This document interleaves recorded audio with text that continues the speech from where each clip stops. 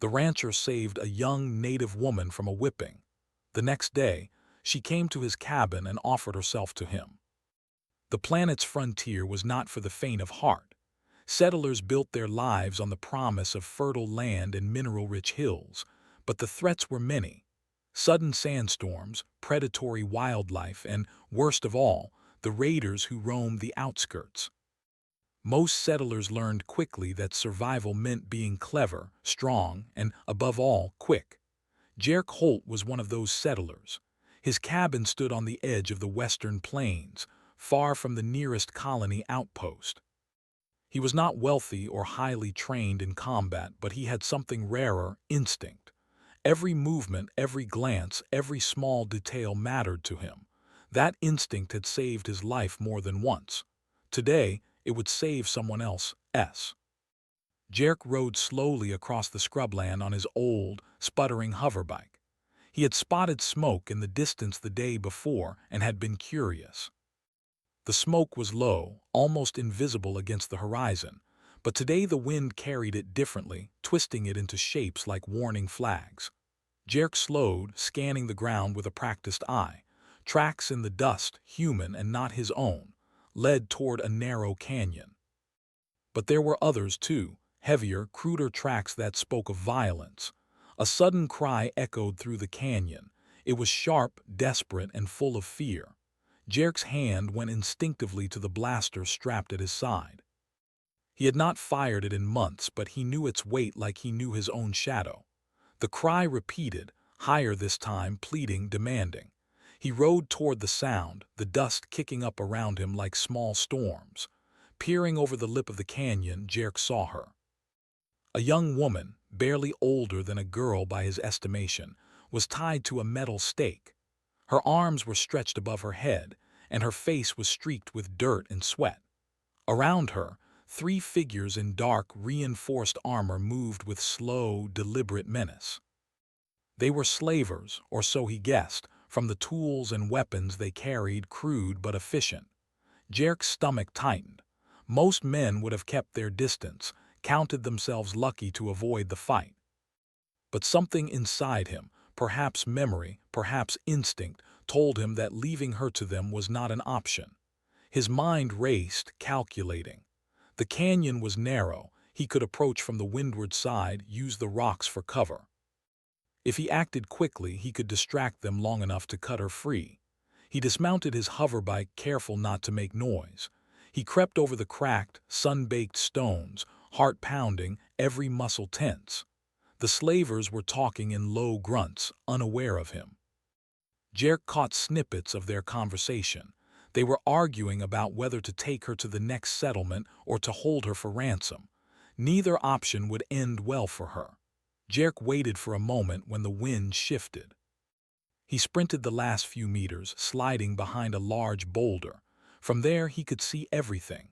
One of the slavers moved closer to the girl, raising a whip. The girl struggled, gasping, her eyes wide with terror. Jerk's fingers clenched the blaster. His mind was clear. Every step had been planned in the split second before action.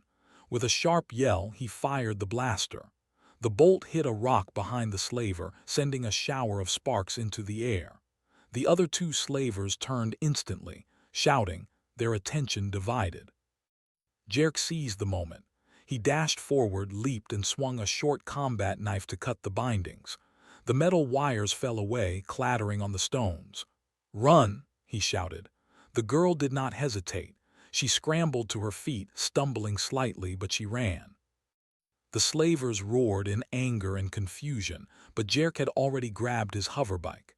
He pushed her behind him, firing once more to keep their attention. Together, they bolted across the canyon floor, dust flying, hearts hammering. For a tense minute, the slavers pursued, but Jerk knew the terrain. He led her into a narrow crevice that opened to a hidden path, one that had been carved by centuries of erosion. The slavers tried to follow, but were too large to squeeze through the rocks. Jerk glanced back to see their frustrated shouts echoing off the canyon walls. They were safe for now. Breathing hard, Jerk slowed, letting the girl catch up. She was shaking violently, her eyes wide with shock. Her dark hair clung to her face and her clothes were torn, dusty, and bloodied. She didn't speak at first, only staring at him with a mixture of fear and gratitude. "Are you hurt?" Jerk asked gently. I think not," she replied finally, her voice quiet, trembling. "Thank you, you're welcome, but we need to move. It's not over yet." She nodded, and together they continued along the hidden path. The canyon narrowed and twisted, leading them up a steep incline. Jerk kept glancing over his shoulder, wary of any sound that might indicate pursuit. The girl, though exhausted, followed without complaint. Something about her determination impressed him. She was frightened, yes, but she did not falter. Hours passed, the twin suns moving lower in the sky, casting long, orange shadows across the land. Finally, they reached a dense grove of alien trees, their trunks wide and twisted, leaves shimmering in shades of blue and silver. It was a safe spot, well hidden from anyone passing by. Jerk led her into the grove and lowered himself onto a rock, motioning for her to do the same. "You need water," he said, reaching into his pack. He handed her a canteen. She drank quickly, greedily, as if she had not tasted water in days. He watched her carefully, making sure she was steady. "Why did you help me?" she asked suddenly, her voice barely above a whisper. "You could have ignored me, gone on your way." Jerk shrugged. "Because no one should suffer like that if I can stop it, that's all." She looked at him, studying him. There was something in his eyes she hadn't expected, calm but firm, careful but strong. She nodded slowly. "I am Arya," she said. "I come from the Navari. You saved my life." "I'm Jerk," he replied. "You're safe now, but we need to get back before nightfall. It's easy to get lost out here, even if you know the land." Arya studied the horizon. The sun was beginning to dip, casting a red glow over the plains. "The slavers, will they come again?" she asked. "They might," Jerk said honestly. "But they won't catch us if we stick to paths they don't know. We'll be careful." The rest of the journey back to his cabin was tense but quiet.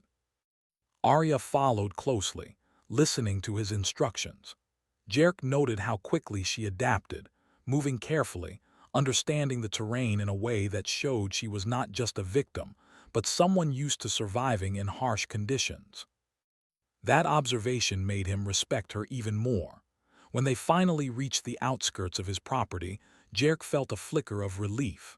The small cabin, surrounded by fences and solar panels, looked humble, but it was sturdy.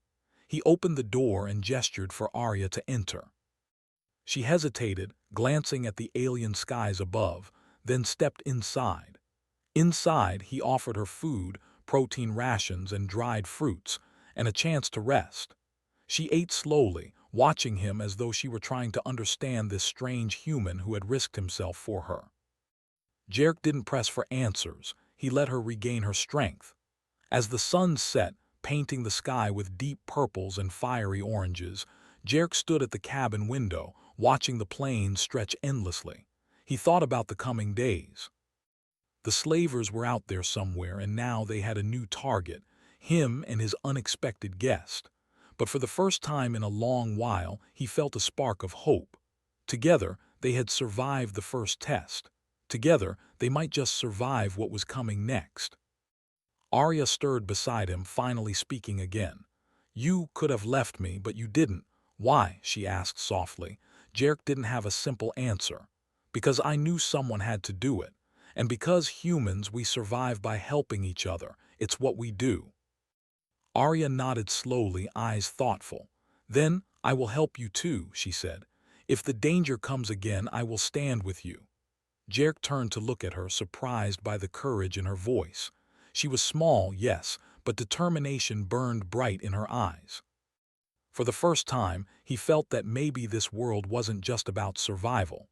Maybe, just maybe, it was about finding strength in others, strength humans had that no one else could match. The night fell, stars spilling across the sky, and for a moment the vast frontier of Aradara 7 seemed less lonely. Jerk and Arya sat quietly, the bond of their first day forged in fire and fear, knowing that tomorrow the real challenges would begin. And they would face them together. The next morning, the The twin suns of Aradara 7 rose slowly, spilling light across the plains and bathing Jerk's cabin in soft gold. The air was crisp, the wind carrying the distant smell of metal dust and dry grass.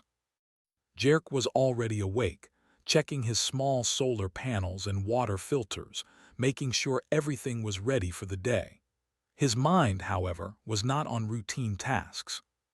It lingered on yesterday's events, the rescue of Arya, the courage she had shown despite her fear, and the looming danger of the slavers who might return. He heard a soft rustle outside the cabin. Instinctively, he reached for his blaster, even though he knew it was unlikely to be an enemy this early. Slowly, he opened the door and stepped outside. The plains stretched wide and quiet, but movement caught his eye. Arya was standing there, her dark eyes fixed on him, hands clutching a small pack. "I need to talk to you," she said, her voice calm but serious. "It's about the slavers. They are not working alone." Jerk raised an eyebrow. "Go on." Arya stepped closer. "They have allies, people who want control over the colonies and the native settlements. If they succeed, more lives will be in danger. They're not just after me, they're after everyone who stands in their way." Jerk studied her carefully. She was young, yes, but there was a sharp intelligence in her eyes, a clarity that went beyond fear. Most people would be overwhelmed by the scale of the threat she described. Arya was not. She seemed to have already begun planning. "Then we need a plan," he said, lowering the blaster but keeping it at his side. "And you're going to help me," she nodded. "I can show you safe paths, hidden places where the slavers cannot follow, and I know ways to use the terrain to our advantage." Jerk allowed a small smile. "Good, you will teach me then." They spent the morning walking the nearby hills and plains. Arya led the way, pointing out narrow passes, hidden alcoves, and natural formations that could serve as traps. Jerk listened carefully, asking questions and testing the ground. He was impressed by how well she knew the land. Humans were adaptable, yes, but Arya had an instinctive understanding of Aradara 7 that even he lacked. By midday, they returned to the cabin. Arya was tired and Jerk offered her some food. She ate slowly, still alert, still planning in her mind. He could see that she was not just recovering from yesterday. She was preparing for whatever came next.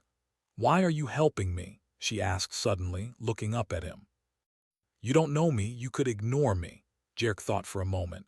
"I do know one thing," he said finally. "I know what's right, and if I don't help, someone else might have to. I prefer it to be me." Arya considered his words. There was a long pause before she spoke again. "Then I will follow you, and I will help you. We will be stronger together." The afternoon passed with them fortifying the cabin.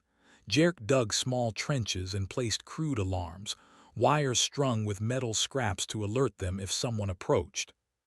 Arya taught him how to camouflage the cabin, using branches and dust to make it blend with the surroundings. By evening, their work was done, and the cabin looked less like a lone settler's home and more like a hidden outpost. Night fell and the sky filled with stars, strange constellations that Jerk had come to know and love. He and Arya sat outside, sharing a quiet meal. The wind whispered across the plains, carrying the soft sound of distant wildlife.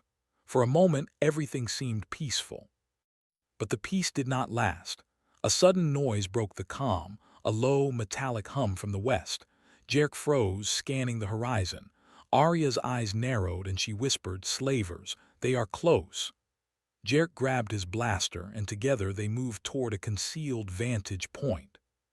From the hilltop they could see figures moving in the shadows. Heavy armor, strange weapons that glowed faintly in the dark, and a small hover transport that had landed nearby. The slavers were scouting, testing the land for traps. Jerk's mind raced. They were cautious but not careful enough. There was a weakness he could exploit. "Follow my lead," he whispered to Arya. "Stay behind me." They descended into the valley, using every shadow and rock to remain hidden. Jerk remembered the narrow paths Arya had shown him in the morning. He led the slavers on a chase, doubling back when they least expected it. Rocks tumbled down slopes, creating distractions, while small pits and obstacles slowed their advance. The slavers were strong and well-armed, but humans had one advantage: creativity. Arya assisted quietly but efficiently, using her knowledge of the terrain to predict the slavers' moves. Together, they guided the enemies into natural traps, tight spaces where the slavers' bulky armor made them easy targets for misdirection and delay. Jerk watched in admiration. She was not just surviving, she was leading. Finally, the slavers retreated, frustrated by the impossible terrain and the clever tricks that had slowed them. Jerk and Arya stood on a high ridge, watching them disappear into the distance. "That was close," Jerk said, exhaling deeply. "Yes," Arya replied, her eyes still scanning the horizon. "But now we know how they think. We can prepare for the next attack." Jerk nodded. "And we will be ready. They may have strength and weapons, but we have something they don't." Arya looked at him curiously. "What is that?" "Humans adapt," he said. "We survive by thinking, by learning, by helping each other. You see what I mean? You survived yesterday because you were clever and brave, and now we're working together. That's the difference." Arya smiled faintly. "Then we are stronger together." The next morning they began training. Jerk showed her some of the tools he had: blaster skills, quick traps, and methods for signaling danger over long distances. Arya taught him how to read the land like a map, how to sense danger in subtle shifts of wind or sound. Each lesson was small but valuable, each technique a step toward survival. They shared stories, learning about each other's worlds and experiences. Though from different places and cultures, they were bound by the same goal: survival and protection of the innocent. Days passed. The bond between them grew stronger, built on trust, respect, and mutual understanding. Arya was no longer the frightened girl tied to a stake. She was a partner, capable and wise beyond her years.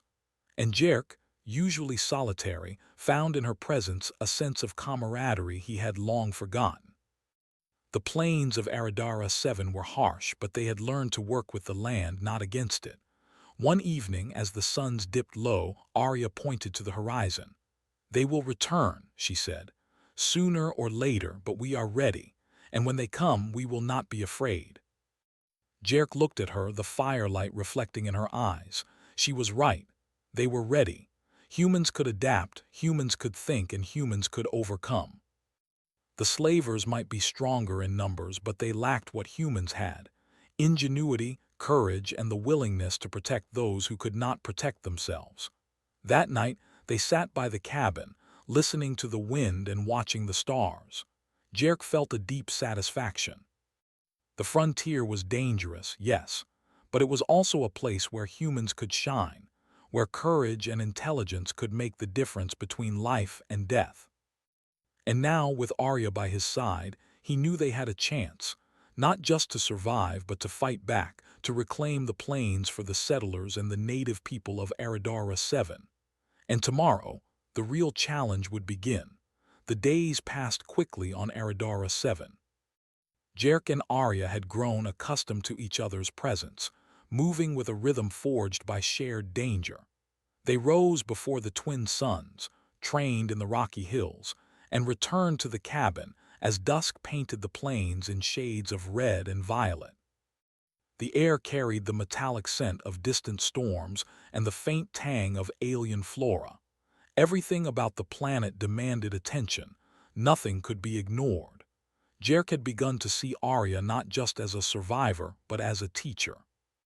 She had an instinctive understanding of the world, reading the terrain and the wind as if it were a map. She knew which plants were edible, which rocks would make good cover, and how to detect distant movement long before anyone else could. In turn, Jerk shared his knowledge of technology, traps, and weapons. Together, they were becoming a team, blending human ingenuity with native wisdom. "I've mapped the northern ridge," Arya said one morning, pointing to a set of crude drawings on a slab of stone. "From there we can see the entire western plain. The slavers often come that way." Jerk nodded. Good. We'll need to build some traps along the path and maybe set up a signal system.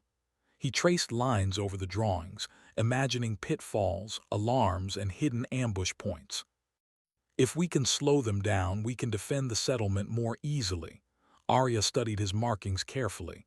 I know where the rocks can fall, she said, and I can find narrow passes where they can't chase us. They won't see it coming. Exactly, Jerk replied. Humans survive because we plan, we adapt, and we work together. The first test came sooner than they expected. Just as the suns dipped low one evening, a faint hum reached their ears, the telltale sound of the slavers' hover transports. Arya froze.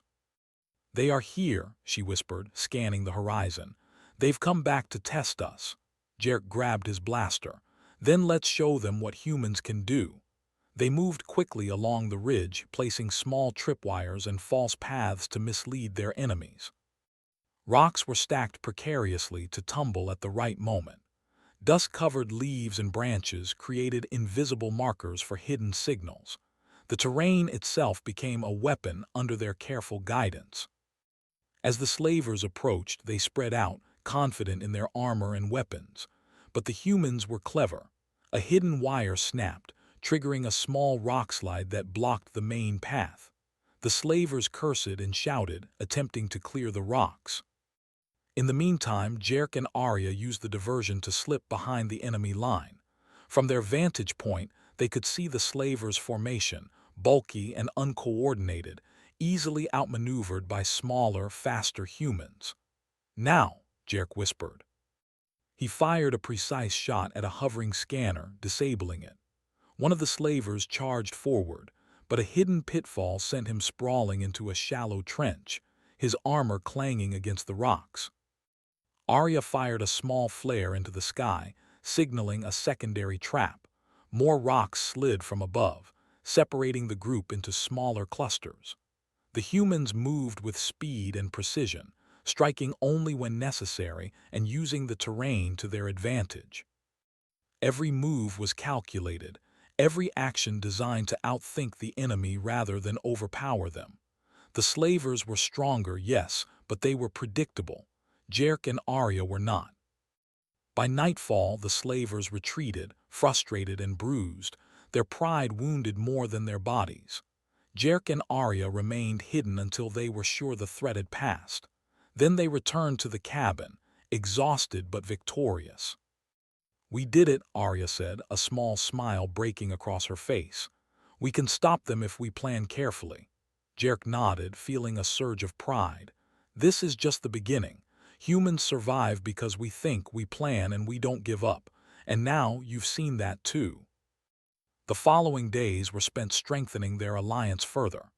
They explored deeper into the plains, finding old ruins, hidden caves, and natural resources that could aid in defense. Jerk taught Arya how to set up makeshift alarms using scrap metal, wires, and old sensors salvaged from the colony.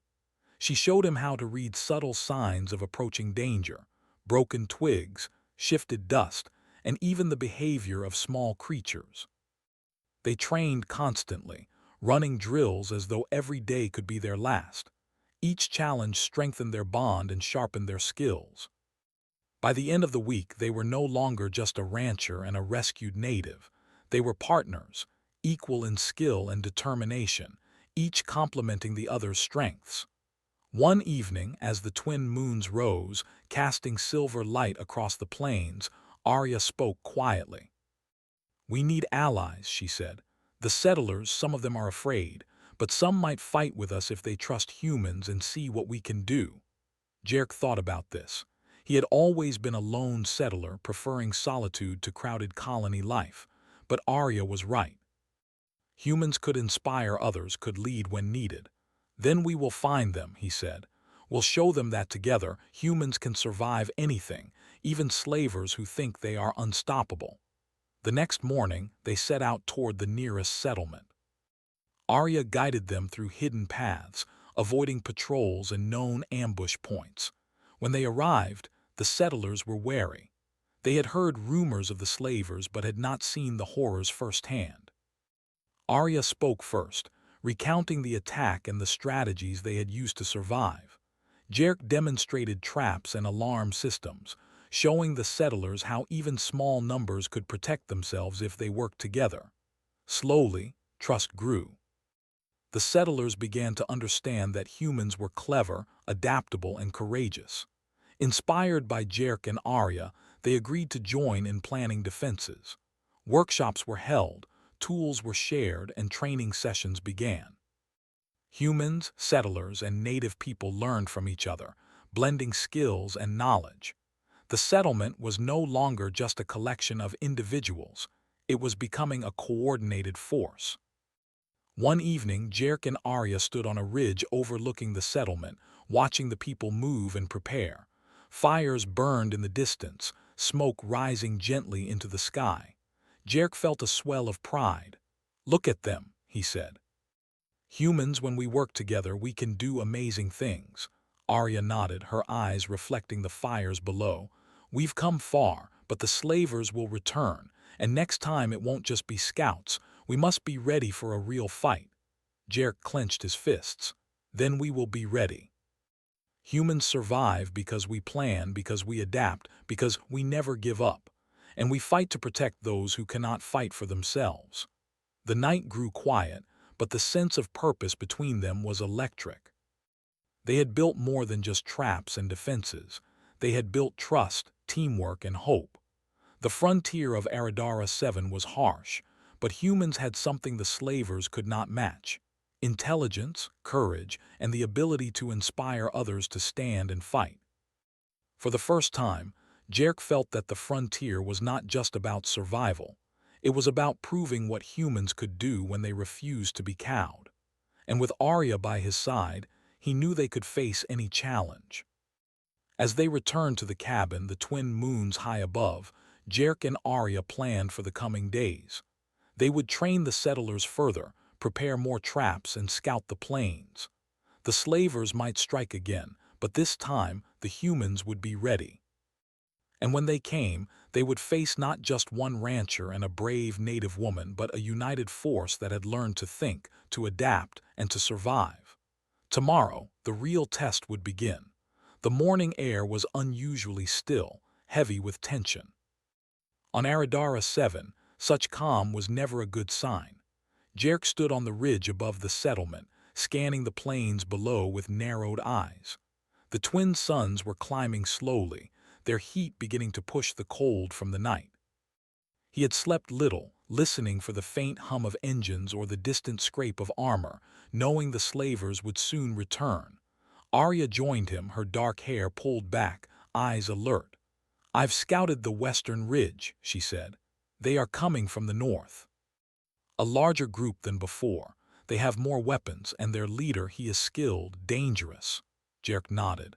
"Then we use everything we've prepared, every trap, every hidden path, every alarm. The humans here are ready, and so are we." They moved quickly through the settlement, checking defenses and rallying the people. Settlers, armed with whatever weapons they could find, waited in the hidden trenches and behind barricades. Arya instructed the natives on terrain tactics, guiding them to use cliffs, rocks, and natural cover. Jerk showed settlers how to trip wires, trigger rock slides, and use the landscape to confuse and slow the enemy. By mid-morning, every defensive point was in place, and the community was as prepared as it could be. From the ridge, Jerk spotted movement, dust clouds on the horizon, glinting metal under the rising suns. The slavers were coming. Not scouts this time, but a full-force strike. Their hover transports glimmered in the sunlight, weapons ready. They were confident, certain that the humans could not resist them. Jerk drew a deep breath. "Stay calm. Follow the plan. They may be strong, but they are not clever. We are humans. We adapt. We survive." Arya nodded, giving him a determined look. "Let us show them." The first clash came at the northern pass. The slavers charged, confident in their numbers and technology, but the humans had prepared. Rocks fell from above, narrowly missing the attackers and forcing them to break formation. Tripwires triggered small explosions of dust and sparks, disorienting the enemy. Jerk and Arya led a team through a hidden path, flanking the slavers and taking out key scouts with precise blaster shots. The slavers, armored and trained, pressed forward, but they underestimated the humans. Jerk had positioned hidden barricades that forced them to slow, funneling them into narrow canyons. Here, their numbers became a disadvantage. Arya's knowledge of the land allowed the defenders to predict every move, striking from above or behind with calculated precision. One slaver broke through a barrier, rushing toward the settlement. A group of settlers, armed with simple but effective weapons, blocked him. Using long poles and rocks, they forced him back. Jerk watched with satisfaction. Humans could fight in many ways: strength, speed, cleverness, and even untrained settlers could make a difference if guided properly. The battle raged for hours. The suns climbed higher, beating down on armored slavers and dust-choked humans alike. Jerk and Arya moved tirelessly, directing, signaling, and striking when needed. At one point, a slaver leader tried to cut off the humans' retreat, but Arya anticipated the move.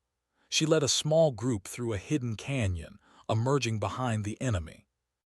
Jerk fired a precise shot to disable their transport, causing chaos among their ranks.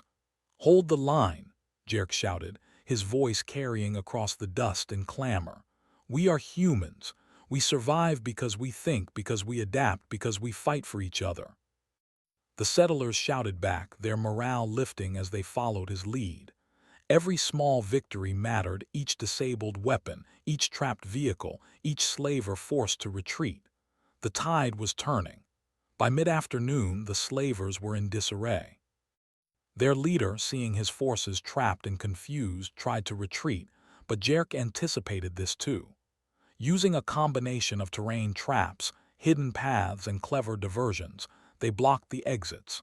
The slavers were forced to surrender or flee, humiliated and defeated. Arya stood beside Jerk, watching as the remaining enemies were captured. "We did it," she said, breathless but smiling. "We actually did it." Jerk allowed himself a small smile. "Not just us. Everyone here. Humans working together can accomplish what seems impossible."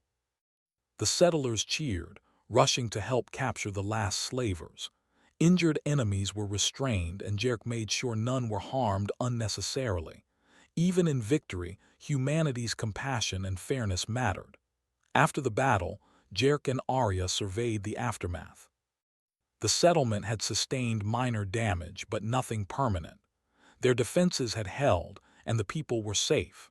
The humans had proven that intelligence, courage, and unity could overcome brute force. As the suns began to set, casting long shadows over the plains, Jerk addressed the settlers. "Today, we faced an enemy stronger than us in numbers and technology," he said. "But we survived because we worked together, because we thought, adapted, and protected each other." "This is what it means to be human," Arya stepped forward. "The slavers may return," she said, "but now we know we can face them. We know our strength, and we know the power of our unity." The people nodded, inspired and proud. Jerk felt a swell of hope. Humanity was capable of great things, even on a harsh, alien planet. Intelligence, courage, teamwork, these were weapons stronger than any armor or blaster. That night, around the campfires, humans and natives alike celebrated quietly. There was laughter, shared stories, and a sense of relief. Jerk and Arya sat together, exhausted but satisfied. They knew the fight was not over. More challenges would come, new enemies would rise, and the frontier would remain dangerous. But they had proven something vital: humans could survive and humans could lead. Jerk looked up at the twin moons, their light reflecting in Arya's eyes. "We've only just begun," he said. Arya smiled. "Then we keep going together." For the first time in a long while, Jerk allowed himself to feel hope, not just for himself, but for everyone on Aradara 7. The battle had been won, but the real journey, the fight for the frontier and for the survival of the settlers, was only beginning. And with intelligence, courage, and the strength to unite, he knew humans could face anything the galaxy threw at them. The plains were quiet again, the stars scattered across the sky like scattered sparks. Jerk and Arya stood together on the ridge, watching the settlement below. Humans had survived the first real test, and tomorrow they would prepare for the next, stronger and wiser than before. The morning air was crisp, carrying the scent of dust and scorched earth. The settlement had quieted after the chaos of battle, but the scars of the fight were still visible. Craters from collapsed rocks, trampled vegetation, and scorch marks from blaster fire marked the land. Yet among the damage, life stirred. Humans and natives worked side by side, repairing homes, reinforcing defenses, and tending to the wounded. Jerk walked through the settlement, inspecting the repairs. He paused to watch a group of settlers moving stones to reinforce a wall. Their movements were coordinated, deliberate, and confident. The people had grown stronger in the past days, not just physically but in spirit. Humans thrived on challenges, and this victory, hard-won and exhausting, had proven that they could overcome almost anything with intelligence, courage, and cooperation. Arya joined him silently, carrying a small basket of supplies for the workers. She had been moving among the people all morning, helping, guiding, and teaching.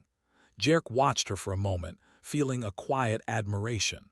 The young native woman had transformed since the day he first rescued her. She was no longer frightened or cautious. She was a leader in her own right, her sharp mind and deep knowledge of the land invaluable to the settlement. "They're doing well," Jerk said quietly. "Stronger than I expected." Arya nodded.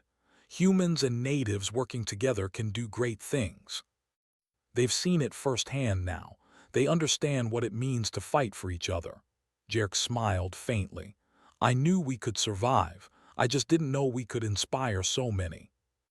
Their conversation was interrupted by a faint hum in the distance, the familiar sound of hover transports approaching. Both of them froze for a moment, scanning the horizon. But instead of the dark, armored figures of the slavers, a group of settlers from neighboring colonies appeared, waving flags of peace. They had heard news of the skirmish and come to offer help, bringing supplies, medical aid, and reinforcements. Jerk and Arya exchanged glances. "It's working," Jerk said, a note of disbelief and pride in his voice. "The settlements are uniting. Humans can fight together and win." The newcomers were welcomed with cautious optimism.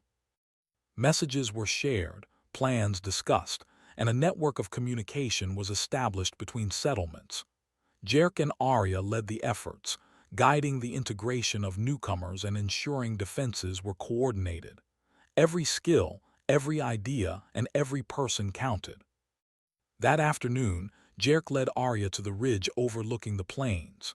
From here, they could see the settlement below, now bustling with activity. Fires burned gently, smoke curling into the sky, and the air carried the faint hum of work and conversation. The humans had turned a place of fear into a place of hope. "We've come far," Arya said softly, "but the frontier is still dangerous.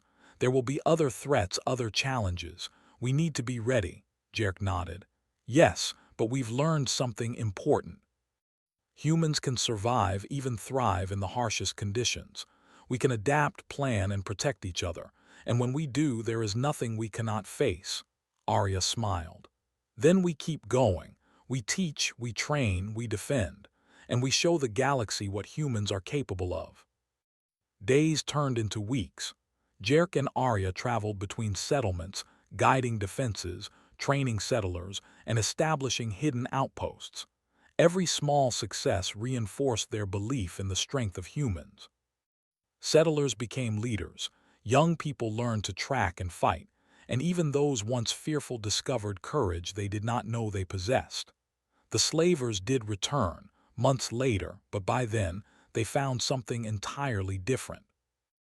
They were met not by a handful of humans and a single native woman, but by a coordinated, vigilant network. Traps, ambushes, and defenses had multiplied across the plains. Humans anticipated every move, predicting weaknesses and exploiting them with precision. The battle was decisive. The slavers, once confident in their superiority, were defeated and scattered. Jerk and Arya watched the aftermath from a ridge, much as they had after the first battle. They underestimated humans, Jerk said. They thought strength alone could win.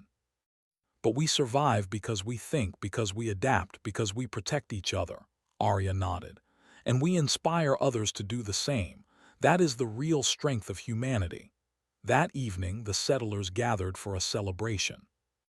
Fires burned, music and laughter filled the air, and stories of bravery and cunning were shared around the flames. Jerk and Arya were honored for their leadership, but both knew the real heroes were the people who had learned, fought, and survived alongside them. As the twin moons rose over Aradara 7, casting silver light over the plains, Jerk and Arya stood together quietly, watching the settlement. The frontier was harsh, but it was also a place where humans could shine. The dangers were real, the enemies formidable, but the human spirit, intelligent, adaptable, courageous, proved unstoppable. "Do you ever think about how it started?" Arya asked. "When I was alone and you saved me," Jerk smiled faintly. "I do. But it's not just about saving one life.